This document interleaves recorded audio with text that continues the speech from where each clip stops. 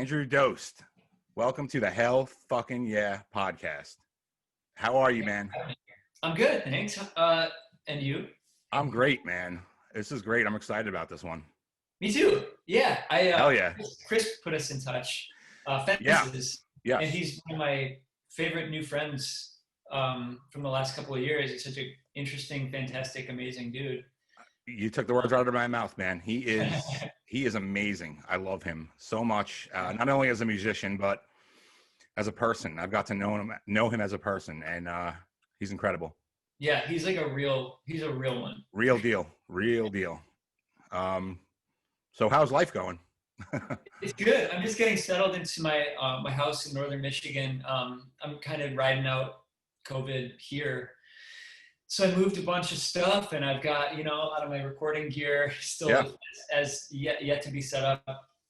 And I'm in my little makeshift studio here, and nothing is set up yet. But it's good. I'm happy. I'm getting settled. I'm swimming a lot, so can't really complain. Right. So I'm assuming we're gonna get some magic soon once everything's set up. Got some things in the works. Some things in the works. Yeah. Great. Yeah. So for those, here we go. There we go. Now, who is that? It's my uncle. He's the builder of this house that I've been remodeling for a couple of years. Wow. Okay. So he has been at it for a long time. He had to basically demolish the whole thing and reassemble it. So wow. I've been in and out doing what I can and working remotely for the most part, just on like design stuff. But he's been here on the ground floor actually doing it. He's basically, with a little help from my dad, they basically built this place over the last couple of years, and so now I'm able to be here to get it across the finish line. But yeah, we'll see him zipping back and forth a little bit on the old. Yeah, that's awesome. So for the people who are just listening and not watching, there's a gentleman going back and forth in the back of the window behind Andrew, on a big one of those stand-up lawnmowers. Right? Is that what that is? Yeah, well, I think it's called a ditch witch, or okay. I don't know if I love that name. I don't know if there's a better name, but that's what it says. Yeah. He's just getting the ground graded out a little bit. Gotcha. Oh, there he goes. There he is. This is great. That's Kyle Smoose. If you're in the Grand Rapids, Michigan area, you can trust Kyle Smoose to build you a gorgeous home. Wow. Yeah. That's awesome. Anyway, yeah. So for those who don't know, Andrew is a musician. Plays several instruments from the magnificent, phenomenal, sensational band Fun, and composer for many films, including D-Train with Jack Black. Yeah. So where did it all begin? And when did you know music was it? I knew music was it when my dad bought a Beatles tape, cassette tape, when I was in 5th grade. And it's an answer I've given many times, but it's like the truest one. And I've been like recently back into the Beatles, so it's kind of like fresh in my mind when I hear those like early Beatles songs. It was like a compilation of their earlier stuff, like Love Me Do, Please Please Me, I Want to Hold Your Hand. Absolutely. And the Red compilation album, if anybody out there is familiar with it. And it just blew my mind. And I just never wanted to stop listening to it, which, I mean, I don't know if you have kids. I do not have kids. But I do not. Kids get obsessed with stuff. Like they want to hear, the same thing. They want to watch the same movie over and over. And I was very much like that with the Beatles, where it was like. I'm very much like that now. I mean, yeah, me too. Like if I'm into something, like the new Run the Jewels kind of got me in this way too, where it was like, I don't want to listen to anything else. Like it pushes everything else out of my brain. And yeah, I wanted to be like a veterinarian or a, marine biologist, whatever, like, whatever I want to be as a kid. I heard that and was like, no, I'm a musician. And so that I just never really thought of anything else from that point forward. It was like, learn how to play guitar, learn how to play piano, learn how to play trumpet, learn how to, write, sing, just devour until I just couldn't be stopped. I just like had to be a musician. Yeah. And it all started with that Beatles tape. Wow. So and speaking of instruments, you play many instruments: piano, keyboard, glockenspiel, guitar, bass, drums, trumpet, flugelhorn, theremin, and even singing. Even singing. Well, I always think like, yeah, that sounds like a lot of stuff, but it's really only like if you play piano, you can play, the synthesizer or whatever. It's like the same, Well, no, don't minimize it. Don't minimize it. well, all right, all right. Well, I have worked really hard to It's get incredible talent. a lot of stuff. So, I actually have a 3-part question about that. So, what's your favorite instrument to play? If you had to, like, if you had to only choose one, what's the one? guitar. I love Guitar. playing guitar. I love guitars as just objects of, like works. Like I have two behind me because my latest thing has been bossa nova. I'm obsessed with bossa nova. So I bought a classical guitar, and then I found this other weird one on the side of this roadside guitar stand in the Upper Peninsula of Michigan. And so the one on my left here was built by this guitar maker out of like a 2x4 and others, and it's just like this gorgeous weird instrument, but it was made by kind of an amateur, and it's so sweet. And I love guitars. I love playing them. I love like looking at them and learning about them. So definitely guitar is my favorite for sure. I'm not as good at it as I am at some other stuff, but in a perfect world, I would be. Right. So now, obviously, you're a humble guy, but would you consider yourself a musical prodigy? No. I definitely wouldn't. I have to work so hard at everything. Right. Like when I hear the word prodigy, I always think like it comes naturally to someone. Right. And what I've learned, especially lately, is that if I don't work really, really hard, nothing happens. And looking back, I worked really hard at everything, and it just didn't feel like work at the time because like had a different kind of youthful energy. Mm-hmm. And now I feel the strain a little more, but I've always just had to work really hard. Yeah. And I think maybe prodigies do too, but I think anybody that's good at anything works harder than they may be let on, sure. including a prodigy. Like I'll bet a 5-year-old who can pick up a 5-year-old who can pick up a piano, that's impressive. So, yeah, anybody who's good at stuff works hard, I think. Absolutely. Well, it definitely shows. So what the fuck is a flugelhorn? It's like, I might even have one. No, it's out in the garage. It's basically like a bigger, mellower trumpet. It's like, so like when you say like you play the trumpet and the flugelhorn, it's like, it's almost the same thing. Yeah. Okay. Well, based on the name alone, I want one. So where can I get one? Cool. Oh, well, they're not that easy to find, especially to find one that you like. This is like, I think my third one that I'm on right now. And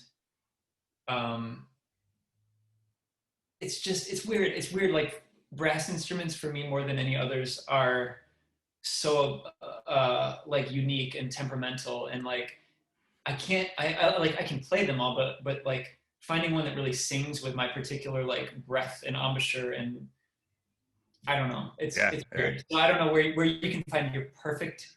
I was just joking, really. I just love the name of it. Yeah. Well, if you see one sticking out of a rock and you want to pull it out like it's Excalibur or whatever, like maybe that's for you. That would be insane. There he is. I'm actually familiar with the theremin. If anyone out there isn't familiar with what that is, that's such a cool little instrument. Do you use that more for like soundtracks and things like that?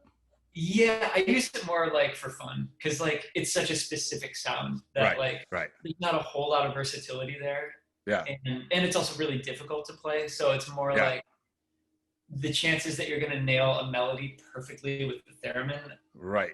It's just not like a very useful thing. So it's more like when I feel like screwing around or whatever, I'll bust out the theremin. Yeah, it's basically like this. I don't even know how to explain it. Like a bar. It's got a little wire around it, and you don't even touch it, right? You just kind of hold your hand over it, and it changes the melody of whatever you're putting through it, whether it be a guitar or a voice. Yeah, it's like an electromagnetic field that knows it like plays pitch and volume, like pitch, volume, intensity, etc., based on like where your hand is in relation to it. So it's cool, but it's it's not like a synth that you could maybe be a little more precise with. Gotcha. So which of these instruments did you use on the record Some Nights? All of them, everything. Wow. Awesome. Everything, and rented stuff, borrowed stuff, whatever. Like that was kind of like, I mean, I know it sounds like a kind of polished and poppy record, which it is. There's a lot of weird, fun stuff going on there too. Oh, absolutely, absolutely. Around the corners, I guess. Obviously, massive record. Some Nights by Fun with the incredible Nate Roos and Jack Antonoff. Nominated for 6 Grammys, won Best New Artist and Song of the Year for We Are Young, among many other awards. So what was it like making that record? And did you have any idea the magnitude it was going to be when it came out, when it came out? No idea of the magnitude, for sure. I think like anytime I make anything, I want to be excited about it, and I want to think it's cool and fun and like worth seeing through, and so generally I tend to think like, this is cool, like whatever we're doing now is exciting to me, or if it's not, let's find something that is and move on to the next thing. So it felt the same as kind of the first Fun record, where we were like, this is cool and I like it and I'm inspired by it and I love working with you guys. And so I don't know, the feeling was similar. It was just a general feeling of I enjoy this and want to work on it with you guys. Sure. Yeah, I mean, it was... Yeah, to know that something's going to be big. I don't know. I mean, I've made a bunch of records and none of them have been like that. So I don't know. I don't know. We hit on something there, but... Right, that's why I'm asking. I mean, sure. that record was pure magic, and a gold standard, really, to this day. Thank you. I would have loved to be a fly on the wall in the studio for that one. So how did it feel finding out about the nominations? I mean, I guess surreal would be the very obvious word to use, but if I were to try to get more nuanced about it, it felt very much like something I guess you would see in a movie, like I love the movie That Thing You Do, and when you see like the song racing up the charts and like they're playing bigger and bigger shows, and it's just like, I wanted to live that so badly as a kid who was obsessed with music, and I kind of got to live it, and it felt like something out of a movie. It felt like really weird and really good, and I was doing it with my best friends, so sure. Like what could be better? Like it was just a very special time. Yeah, that's awesome, man. Now you worked on many film soundtracks as well. Can you explain the creative process on scoring a film compared to working on a record with a band? Totally. Yeah. It's very different. Like a film, you are supporting a story. You're not supporting just lyrics or making a song that stands alone. You're working within the context of a larger piece that you're not in charge of, the director and the producers, and everyone else is telling this story. And so you kind of are at a different place in the chain of creative control. And so it's a really fun and inspiring thing, because they know what they want, but they don't always have the language to describe it. Where like, if I say like, this song is in 3/4, generally a musician will know what I'm talking about, and a director might mean that, but they might say like, no, it has to feel more like you're dancing, or there's a language like less notes in the melody, or it should feel darker, or whatever like somebody might say to describe music. Right. Everybody's got their own language anyway, and if they're not a musician, it's even more confusing. So it's fun to navigate. It's really cool, and I love the process so much, and I love trying to like bridge those communication gaps and support a story, and also make music that I think is cool too. Like it's just a really fun puzzle. Whereas with music, there are just different considerations. And usually you can do whatever you want. Like if you like the song, you get to say this is on the album. And as very often happens with film scores, the director might say, no, this isn't right yet. And you can't be like, yes, it is, because it's not your call. Right. So I love that. I love being a part of a team in that way. It's really fun for me. Absolutely. So would you say there's any elements you pull from scoring a film and bring it to the studio with any band? Yeah, for sure. Oh yeah, I've learned so much. Wow. They feed each other. Everything feeds everything else. I think if you're making art in any context, for me at least, I'm always like trying to pull, not even like I'm such a genius and I just try to, whatever. It's almost like, oh, I can steal that. Or like if I come up with a melody and I'm like, this doesn't work for a pop song, but like maybe that would work for a film score. And so it's kind of like combing through your own archives and your own like bits of like shrapnel that's floating around in your brain and being like, okay, I'll take that and that and that and assemble them in this new way and hope that works. Right. It's just like, yeah, everything's feeding everything else, hopefully. Yeah, absolutely. That's awesome, man. So before Fun, you were part of a band called Autofollow. Yeah. If I'm saying that right, hopefully. We always said Autofollow, but Autofollow. So many people pronounce it so many different ways. Yeah. Kind of like, whatever it means to you, I'm from Long Island, so I pronounce everything wrong anyway. So okay. I actually listened to Canopy Glow this morning. Oh, cool. Obviously downloaded it instantly. Really, really good stuff. What would you say is the biggest thing you took from that experience that you brought to where you are now?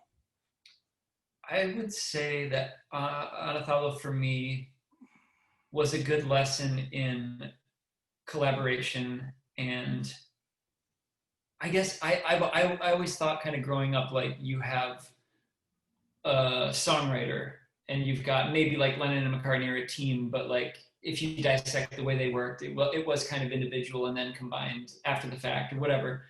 And I think with Autofollow, it was a big, it was very eye-opening to know that like, oh, you can just really work as a team. Like we wrote songs, all 7 or 8 of us in a room together. And Matt, the singer, I would say was the driving creative force, but we all contributed a great deal too. And I would say that, and also that was a good lesson for me in terms of like how to tour, how to be a friend, how to be a bad friend. It just taught me many lessons in ways to act and to not act. I think like touring is hard, and touring on a pretty limited budget is even harder. Mm-hmm. And so we had a lot of magical and a lot of difficult moments, and I think it like prepared me in a really good way for fun, for like kind of the highest highs of fun I was able to really appreciate, because it was like, wow, like, I used to eat out of a dumpster and sleep on somebody's, basement floor. And now we're like in this 5-star hotel in Italy. Like this is fucking crazy. Right. And so, it was really like, it was just like it was just, I mean, I wish I could go back to like, I thought it was amazing. I love those people. And I love that music, and I love those times so much. Yeah. And some of the best, conversations and drives, and, getting sick on the road, and then you've got to just keep going. It was just like a lesson in how to be a slightly better human, I think. Sure. So I don't know, this is like a long-winded answer. I don't even know. No, please. No. Like growth, a lot of growth, you would say. It's safe to say, like. Yeah, a lot of growth, and also like the first time I saw, Autofollow was a band before I joined, and I had like another like local band in Mount Pleasant, Michigan, and I remember seeing those guys play, and they were so good, and I was just like, oh, you can make really good music, even if you're just a local band. Like there's no limit. It taught me that there's no limitation, I think, on what you can do and what like a group of people who work really hard together can do. It's like, sure. Yeah, Bob Dylan is just some dude who like got really good at writing songs, and like anybody can do that if you put the time in. And I mean, obviously Bob Dylan is naturally talented, but like, it's not beyond any of us to like make something great if we work hard and are honest with ourselves. And I think it's important to have a vision too. If you have a vision, it's kind of like an end goal, not necessarily an end goal, but like something to work towards. Totally. Whether it's a song or like a building or anything, like if you've got that goal in mind and you know what your little building blocks are to get there, like we can make things happen that maybe didn't seem possible. And seeing Autofollow before I was a member taught me that that's possible. Like it's not beyond the reach of anyone to make something you think is cool. Absolutely. You know, I think a lot of people try something like maybe try to play the guitar or sing or anything, and they're not instantly good at it, so they just stop. You know, it takes time. It takes time. It takes talent, and it takes dedication. Yeah, and then, you know, I'm as guilty of that as anybody. Like I wanted to be you know, good at hockey, and I just like kind of wasn't that good. Yeah. You know. I know. I've tried everything, and even to this day, I still try new things. So this is fairly new to me. And one thing I've definitely learned over time is to keep working at it instead of, you know, scrapping it. Sure, totally, you know? Yeah, absolutely. Well, good on you. So Fun was featured on President Obama's inaugural playlist, if that's right. So why do you think you're not on Trump's playlist, and how honored are you to not be on it? I think I cannot think of a worse person. Listen, if you make it on Trump's playlist, you've done something wrong. Yeah, kind of. I mean, like, well, he's missed the point, you know. If he's listening to us, like it's. I don't even really know what to say about him at this point, other than like if you vote for him, you're voting for racism and oppression and destruction of the environment and just so many things that I don't think a rational human could possibly agree with. You've been hoodwinked and swindled if you think he's worth voting for. And if he listened to our music, I would hope a little bit of whatever maybe empathy and kindness and thoughtfulness, or if there's anything good that we put in there, which I hope we did, I hope some of that would leak through, I guess, is all I can really say. Sure. Yeah. I mean, it's definitely heavy Nickelback. And sure. I actually am a Nickelback apologist. I think they're cool. Yeah, you like them? Well, I think How You Remind Me is a really good song. I think it's like if you're like a songwriter, that's one of those songs that it's like you just kind of can't fuck with it. It's so good. It's like the chords are good, the melodies are good. Like you got my hat, tip my cap to them. Yeah. You know, I guess it's just the quintessential like band to no, throw under the bus. Yeah, you have people that are like, you know, alt-right, racist, conspiracy theorists, whatever. Those are the people, like, I'll spend my energy like trying to make the world better and to enlighten people or help them to like maybe research or look at science or look at facts or have a little kindness or empathy or whatever. Like if somebody's trying to make art, even if it's shitty art, cool. Like I'll take it. Like Fair don't enough. shoot Very good. Yeah. Like start a fucking, you know, bluegrass band or whatever. Like don't kill anybody. It's, you know, make a terrible record. Make the worst album ever before you hurt anyone. Couldn't agree more. Absolutely. Very well said. So you graduated from Central Michigan University, 2005. Not to be confused with University of Michigan, but also a good school. I love Central. Yeah. With a degree in journalism and I believe advertising. Yeah. Would you say that was more of a backup plan, or do you apply those skills in what you do now? A little of both. I mean, it started kind of as like a random backup plan. And has become something where it's like, oh, I did all the graphic design for fun. So it's like, I had to take graphic design classes. So luckily I knew like Illustrator and Photoshop and stuff. So I've used some of, you know, it's the friendships I made and the skills I learned have come in handy for sure. But it definitely was never my end game in terms of a career. It was always like, I guess I'm going to do this. And part of it was I had a scholarship there and I didn't want to waste the scholarship. So like, I wanted to go tour immediately. And my parents kind of convinced me and they were kind of like, you've got a scholarship. You should, you know, be grateful for that and use it rather, you know, touring can be there anytime. And I'm grateful. I think they were correct. Not that I think you need college. I don't think anybody needs to go to college. Mm-hmm. But I had good friends, and I had a life there that I'm grateful to have, explored further. And so,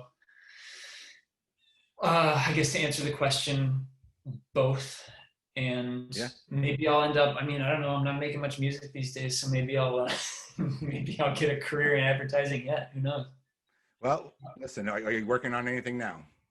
Yeah, I'm doing a bunch of stuff. I'm making this bossa nova record. I'm working on a couple of musicals. I'm doing a lot of commercial work. I just finished a film, and yeah, there's just all kinds of balls in the air. So I'm staying busy for sure. Has this pandemic given you any more of a creative edge, you would say, or any secret quarantine projects that we don't know of? Well, yeah, the bossa nova record, actually. Okay, cool. So not a secret anymore. On the record saying I'm making a weird bossa nova album. I'm psyched about that, to be honest with you. Yeah, I think it'll be cool. If nothing else, it's been like a fun diversion. Like, you've got 12 hours a day and you can't go to the bars or whatever. So what else are you going to do? And for me, the answer was take online bossa nova guitar lessons. So I've been practicing for hours a day, and that turned into writing, and that turned into then collaborating with some friends. And so I've had a bunch of friends contribute just different odds and ends that have resulted in this bossa nova thing that is maybe culturally appropriative. I don't really know. It's kind of like a gray area, I think. Maybe it's not so gray and it's just straight up ripping off Brazilian music, but whatever. That's been my inspiration and kind of refuge during quarantine is bossa nova. Wow. That's great. So, I can't wait to hear that. Now, have you done, I've read it somewhere, you've done music for dogs. Is that right? Yeah, the dog music. Yeah. This channel, Dog TV, I did some music for them, and I started working on an album for dogs that I kind of scrapped. I don't know if you find this to be true, going back to our earlier conversation, but once I tell people about stuff, it kind of sucks some of the magic out of it. And so I told everybody, next is the album for dogs. And then next thing I know, I didn't finish it. And then when anybody asks, it's like, oh shit, yeah, that was 5 years ago and I haven't done it yet. Yeah.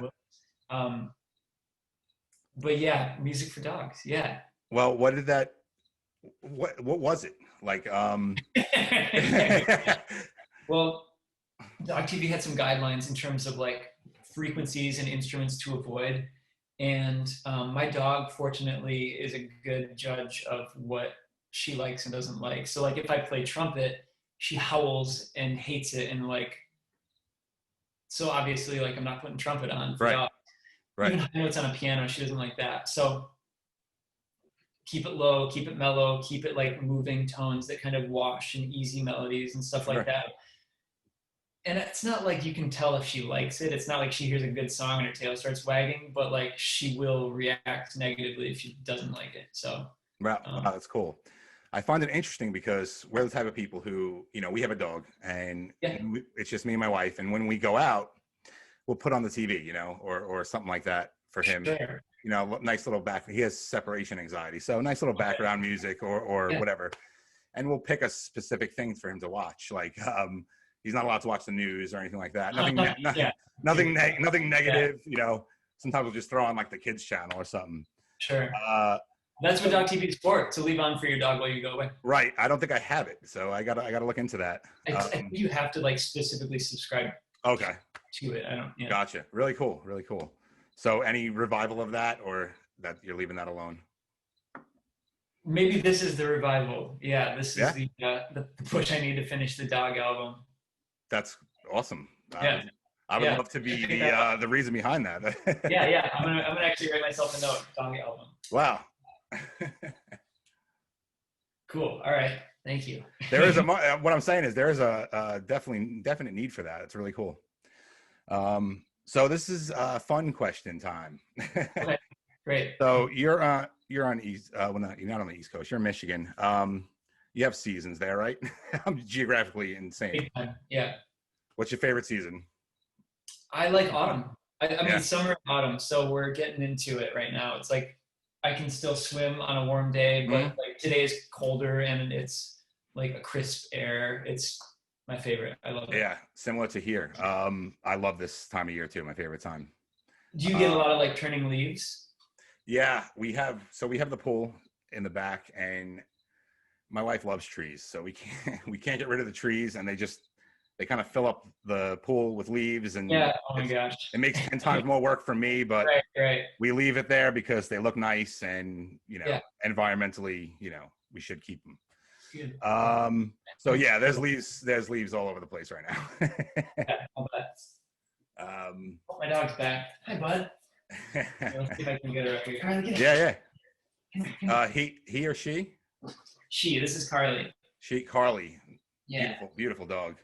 Thank you. What kind of dog do you have? We have a beagle. Oh, sweet. Aww. He's 15 years old. He's up there.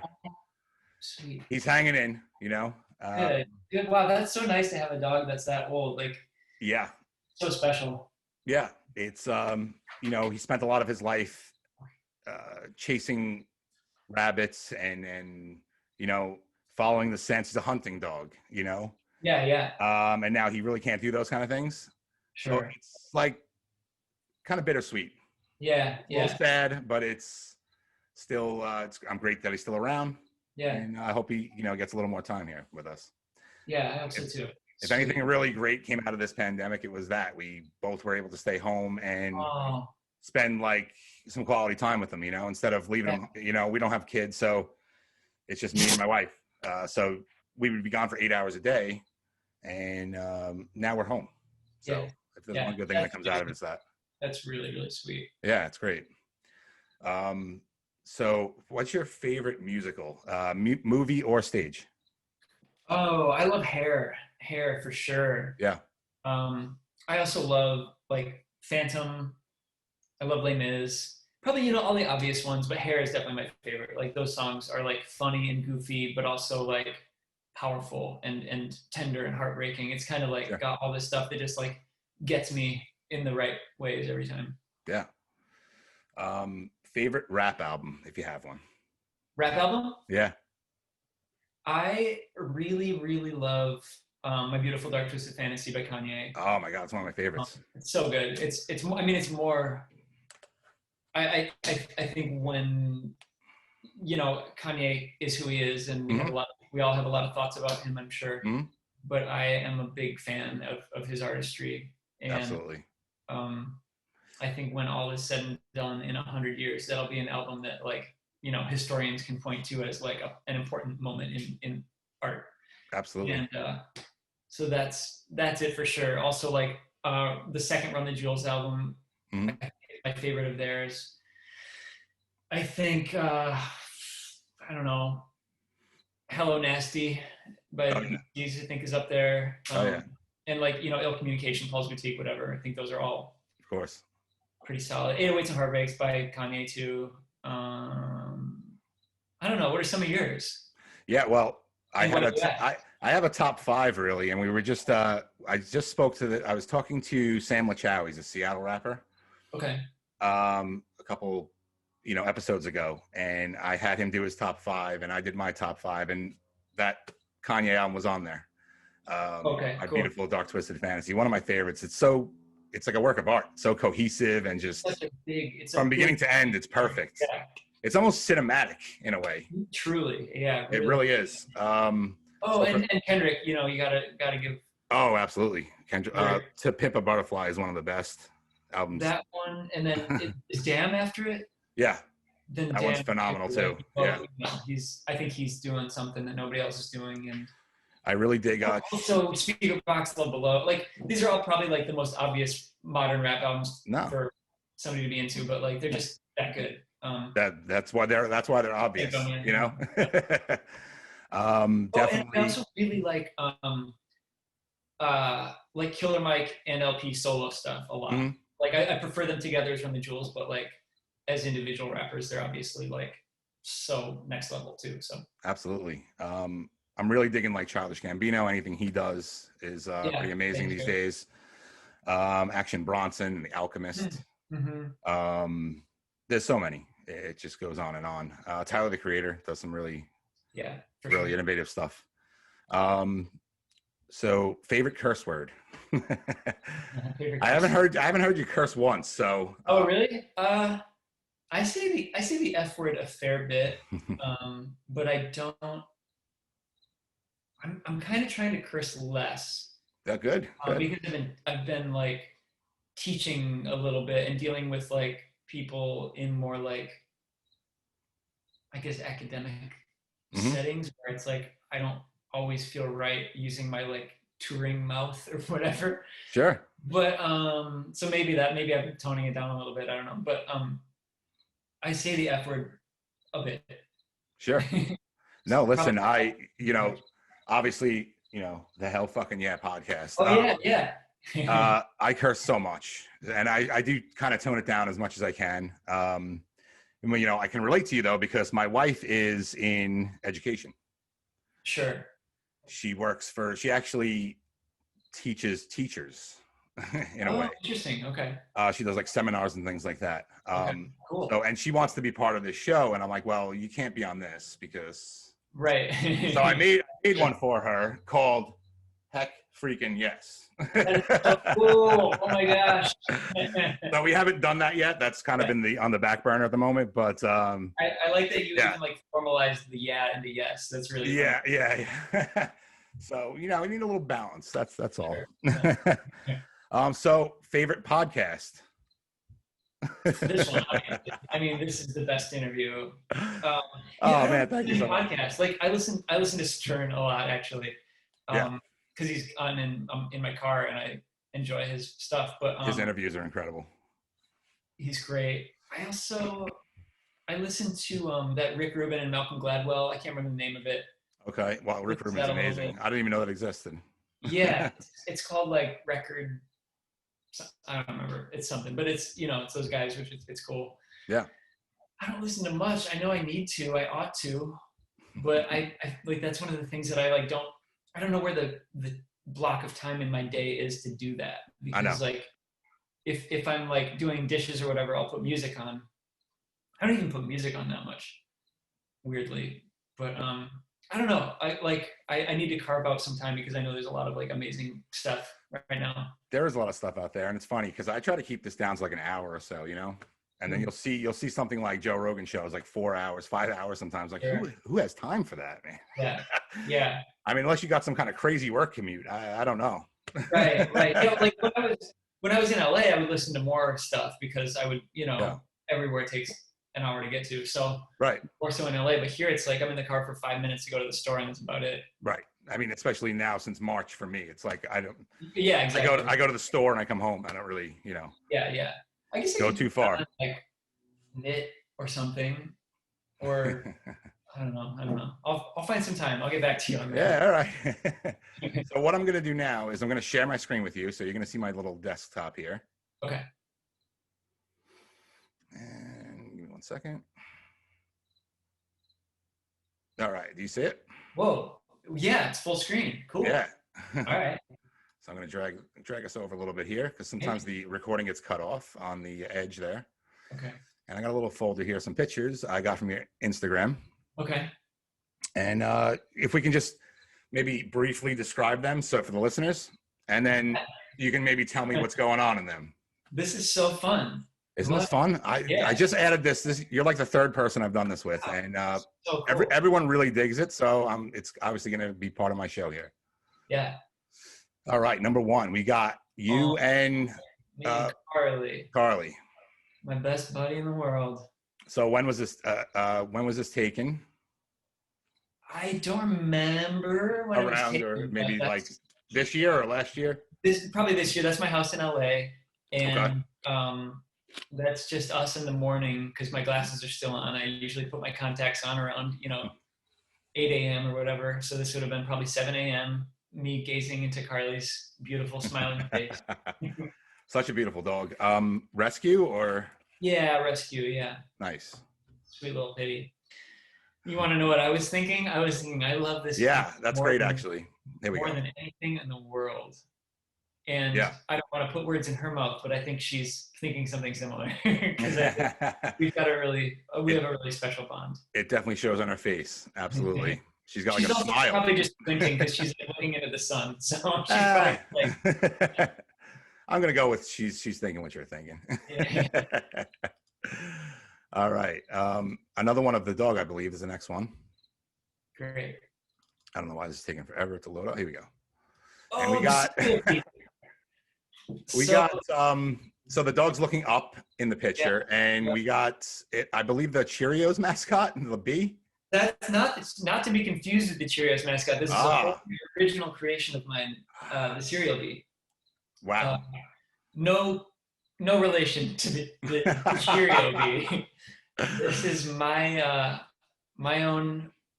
I don't know how I came up with it. I just came up with it. I just invented it. Now that I look at it, it looks nothing like the Cheerios. Thank you. Yeah. It's this character that I, in all seriousness though, like I just thought it was really funny to me to be like, yes, the cereal bee. Like, and so I dressed up as the cereal bee for Halloween. It's got its own like Instagram, the cereal bee. No way. It's just this thing that I just have been, I kind of haven't done in a while, but I thought it was really funny for a minute. And I don't, there's you know, Captain Cereal is from the same universe. The Cereal Tiger. What else? That's about it. But so, you know, where can we follow the cereal bee on Instagram? I believe it's just the cereal bee, but let me confirm that. Like cereal, like CEREAL? Yep, correct. Gotcha. Let me make sure that that there's a the in there. Yes, the cereal bee, all one word. All right, at the cereal bee, everybody. Yeah, and so this is when I met the cereal bee, or when Carly met him. Yes. I can see she's elated, actually. Yeah. She's like, "Wow, this is cool. This is a good idea. This is an original idea." Thank you. All right. I don't know what's next. Let's see. Okay. Yeah, we have you holding a flag. Yeah. With it looks like a cutout of a Nike shoe. It's the Nike Internationalist. Okay. I saw you had a few pictures with different flags. So yeah. Is this some kind of art that you do, or? Yeah, I started sewing flags maybe like 4 or 5 years ago. Okay. And I don't really know why. I think honestly, I was really high, and I was like, I thought like it'd be cool if a flag had a hand on it and it like waved. And so, and then like, you know, I was eventually like, I should just make that. It'd be fun. So I did, and then I just started kind of sewing flags for friends. And then when quarantine hit, I kind of picked it up again. And so my friend Becky loves the Nike Internationalist and has them in like every color. And so I made her this Nike Internationalist flag, and then the swooshes are Velcro, so you can take the swoosh off and put a different color on. No way! It's like Velcro swooshes to the back. Oh so man! She can switch them out. I want one of your flags, man. Oh, I'll make you. I can make you a Hell Fucking Yeah flag. Oh my god!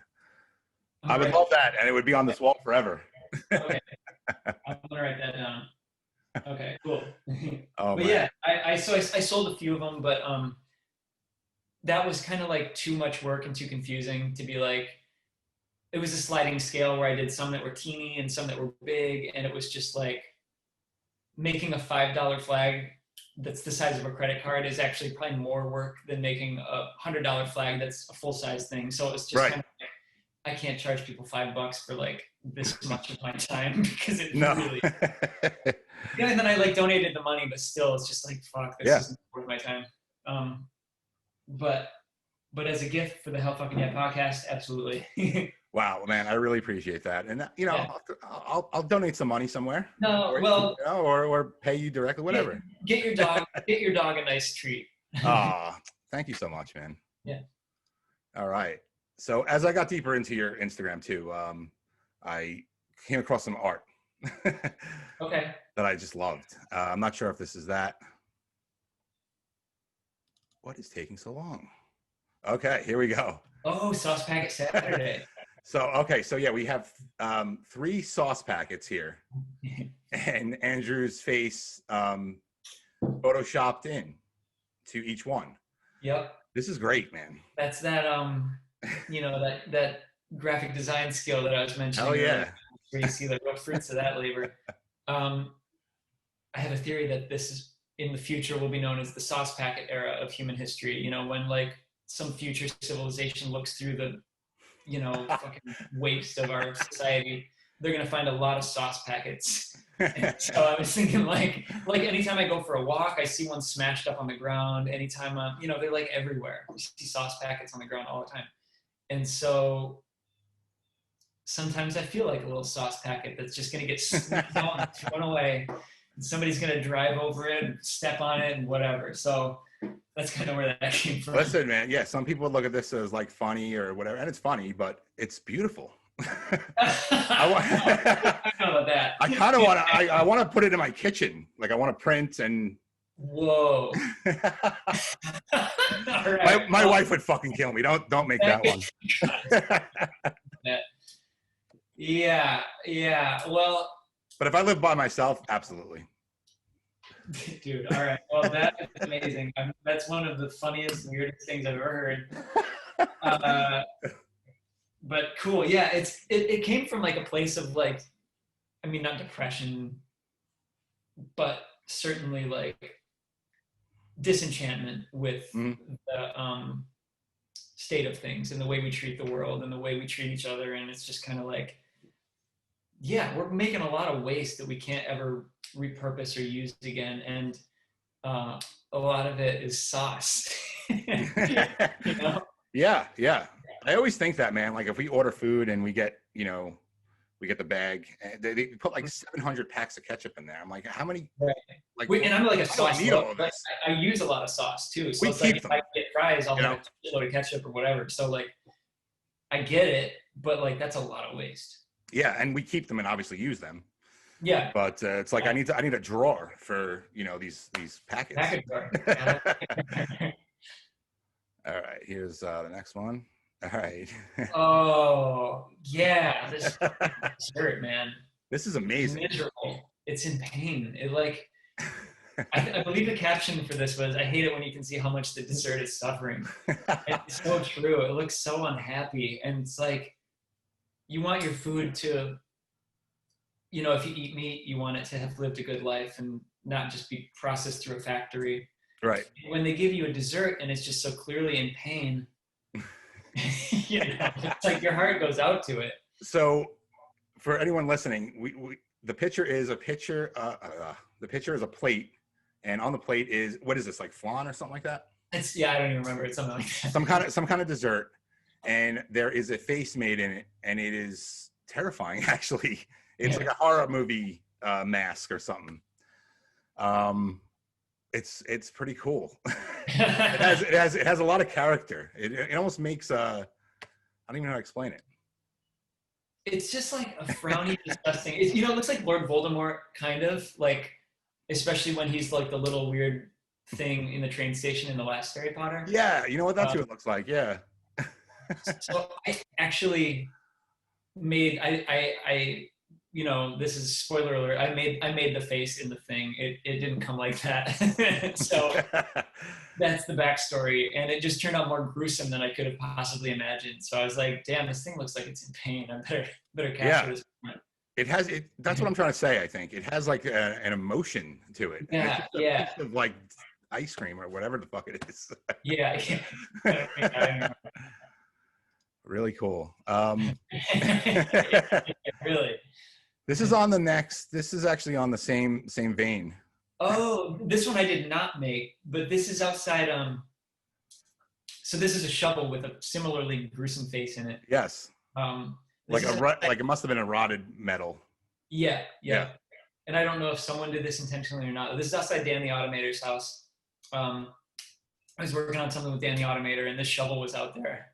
And it was like, oh my God, I don't know. I don't even know if he knows where it came from, but gruesome shovels. I just love a face and stuff, you know? I don't know. That's just part of the human experience, is we want to put our some kind of facsimile of our face in everything we see, and, you know, anthropomorphize it or whatever. So absolutely. I always see faces in like wood paneling and or like marble countertops or something like that. Totally. Yeah, we got to see that pattern somewhere of us. So, we need to know that we're not alone in the universe. This thing is fucking scary, man. This thing can be like a scarecrow. Yeah, it is. It's kind of like a sentry at the gates or whatever. It's like Don't come in here. So yeah, I was wondering if you made that or because it's very similar to the flan guy. It is. I guess I have a style, I guess. Right? They're like tormented inanimate objects. Yeah.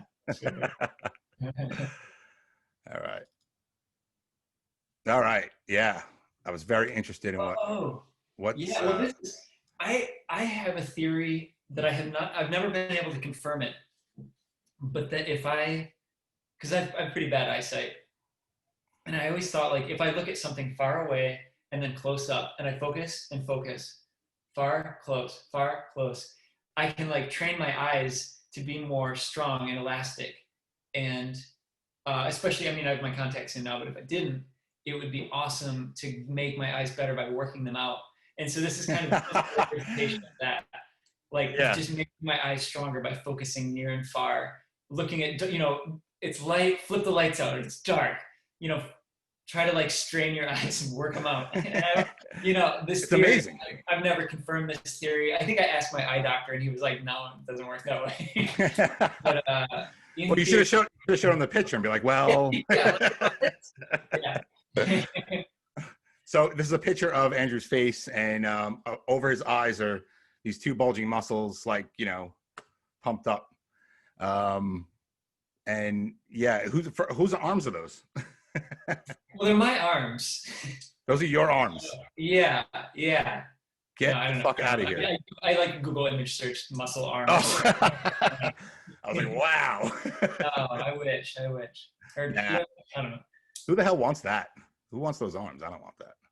I want something. I want to. It looks painful. Doesn't it look painful? It always looked painful to me. Like those big bodybuilder guys. I'm like, are they in pain right now? Like just standing there? I don't know. Yeah, I think all I really want to do is like dunk a basketball. If I could dunk, I would be happy. And actually, I probably wouldn't be happy. I'd probably still be miserable. But I'd be able to dunk with a frown on my face, I guess. Oh, that's great. All right. Oh, this one. Yeah. So we have Doodle Drawing, beautiful art, whatever you want to call it. Piss, stacked on top of each other. The words. This, I don't like to often think too highly of myself as an artist, because I know that there have been a lot of very skilled people who have put a lot of time and effort into learning the craft and into improving their skills.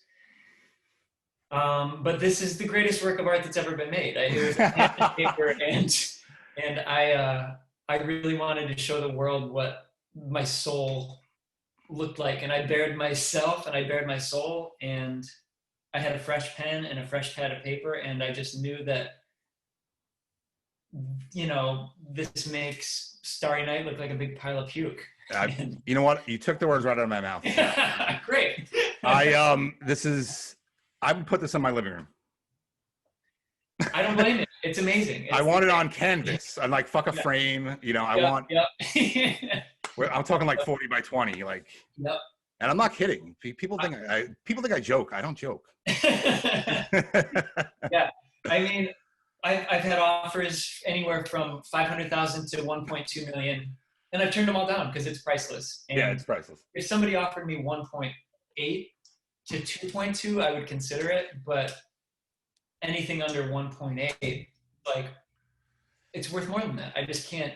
Listen, you don't cast your before swine. And if you ever do sell it, I want you to pull a Banksy. I want you to have it self-destruct after. Oh, wow. Because no one should even have this. yeah, it's too precious. It's not meant for this world. It's like a snowflake that is only here for a finite amount of time, and it's too precious. Yeah, man. Yes. I agree. Well, thank you. All right, come on. All right, we have the incredible Spider Mask. That's so funny. I guess I really do have a theme. It's a superhero that I made up. Yeah. That is not to be confused with Spider-Man. It's the Spider Mask. No, listen, this is 100% original. There is nothing. Yeah, exactly. God, what a dumb joke that I just keep recycling over and over. This is. I love it. I think it's brilliant, man. I kind of want to get it tattooed, actually. I think that would be I think I might get this tattooed. It's actually kind of skin color in the background too. It looks great. It is kind of skin color. Yeah. So we have a mask here. It looks nothing like any other superhero ever created. And no. It's on top of it says spider, on the bottom it says mask. We should make up a theme song like Spider Mask, Spider Mask. Yeah, it does. We just made that up. Yeah. I like it. I like where your head's at. This is good. All right, and last but not least, reboots. I can't believe there's like more Spider-Man reboots still. It's like, yeah, they've rebooted that movie so many times. It's just the first movie over and over again. Yeah, I didn't really watch the Andrew Garfield one, but I've seen I like Tom Holland a lot, actually. So yeah, I've enjoyed those. Tom Holland is great. Final picture. We got Andrew, Jack, and Nate from Fun eating pizza. Yeah, I think this is the MTV VMAs. Oh, nice. Yeah, now that I look at it, yeah, we got some people in the background here. Definitely a lot of people. So, yeah. Was this like during the time of some nights or? Yeah. It would have been some nights, and we would have been probably just like, I don't even know what we were thinking at the moment. I think we were just thinking like, this is a weird place for us to be as a bunch of like weirdos from wherever we came from. We're hungry. There was a concession stand. We were like, let's just go get some pizza and we'll get back to our seats later. And I think, I think we were nominated for something, but we either had already lost or were hungry enough that we didn't care. So we're just like, let's just go get some pizza. Yeah, this is my dream right here. At the fucking VMAs eating pizza. Like, it was cool. It was one of those moments where it's like, I wish we could like kind of run that one on a loop, and I could revisit it every once in a while, because like that was really fun. And absolutely. Well, we're revisiting it right now. Yeah, just like a bunch of shitheads having fun eating pizza. Yeah. So it was cool. That was a fun night. So cool, man. All right, I'm gonna close this out. I'm gonna come back once I figure out how to do that. All right, here we go. Oh yeah, cool. All right, so Andrew, thank you so much for being here, man. Oh, thank you. Thanks for having me. I really appreciate it. I had a great time.